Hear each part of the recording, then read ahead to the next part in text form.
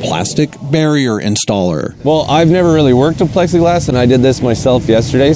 But finding it is tough. Nothing fancy about it. It's sort of like what we could get. Plexiglass was hard to get, so thankfully I had a guy, thanks to my guy. After finding plastic from a friend of a friend and installing it, they reopened.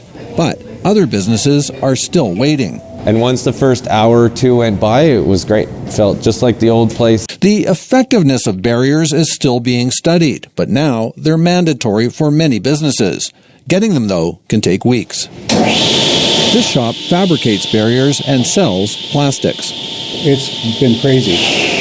Well, people are looking for barriers, whether it's doctor's offices or dentists or grocery stores or hair salons.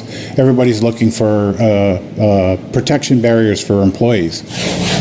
One type of business threatens to add to the backlog. Casinos are now looking at putting a piece of plexiglass between every slot machine. And when and if that happens, it's going to take a real strain on the supply chain.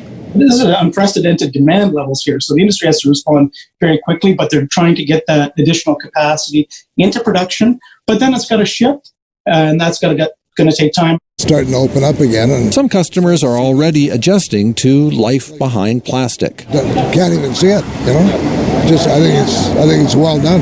While others hope it's only temporary. Definitely want to go back to normal, and I wouldn't mind seeing the plexiglass going down for sure. Greg Rasmussen, CBC News, Vancouver.